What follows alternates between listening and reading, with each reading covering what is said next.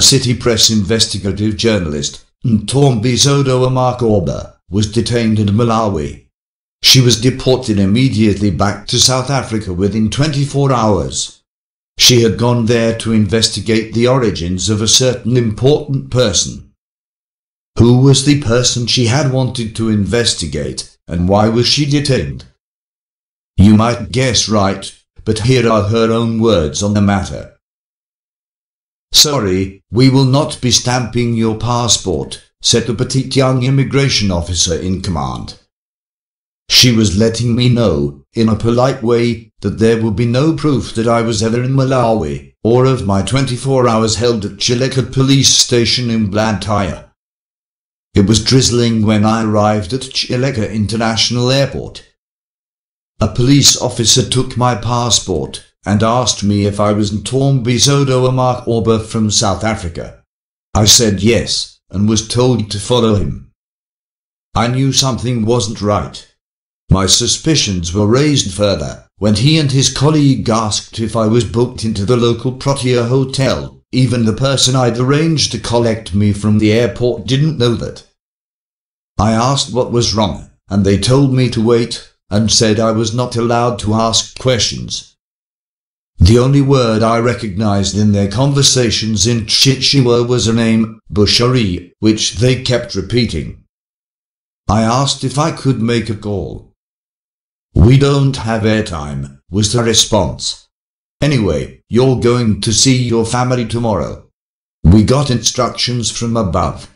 You are going to be kept at a police station for a night, and we'll be deporting you on the first flight to South Africa tomorrow." The drive to Chileka police station is less than 1 kilometer, but felt far longer in a police van on the gravel road. "This is where you are going to spend the night," said the woman immigration officer. The tiny police station was staffed by 2 men in their early 30s. I wondered how I would manage a night there, and the possibility of being raped crossed my mind. I still had no clue as to why I was being detained until I saw the book where all the suspects' names and charges were recorded. My name was already there. Alongside it, someone had written, I was being detained for safety reasons. I needed to call my editor and my family. "Please bring all your belongings, including your laptop and money. We need to put them in a locker," said a police officer who was wearing khaki camouflage. Finally, one said I could use his phone. I gave him money for airtime. I was told there was no extra holding cell, but that I could sleep on one of the benches in the charge office. The first call I made was to my news editor, who was stunned by what I told her. And while she was contacting the Department of International Relations and Cooperation's spokesperson, Ndebowu Mabaya, for help, the officer's phone kept ringing off the hook, as my editor and family called to find out if I was safe. The kind police officer knocked off for the day, and was replaced by another, who demanded that I sit on the floor, in accordance with their rules.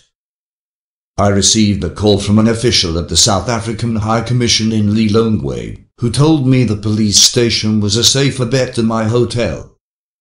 He said I'd been followed by 2 people from OR Tambo International Airport, and that they had my photograph and passport number.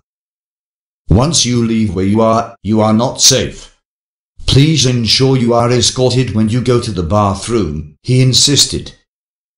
2 Malawian journalists, who visited me and brought me food, accompanied me to the pit latrines. At 10 p.m, a police officer offered me a mattress and a duvet, but I did not sleep. The following morning, the same van came to take me back to the airport. I was taken to an immigration officer, who handed back my passport. I still do not know what crime I was accused of. I read in Malawian newspapers last week that I refused to produce relevant documents, which is false, and did not seek clearance from relevant authorities. After I arrived home, people from Malawi began phoning me, claiming to be government officials and demanding to know whether it was true that I was investigating one of their country's famous prophets, referring to Shepherd Bushiri. 3 of my sources in that country were detained and taken in for questioning. A senior Malawian journalist, to whom I had spoken, received threatening calls and was ordered to stay away from the prophet's business. A former journalist to whom I had spoken sent this message: we were also detained. They held my phone and all identity documents.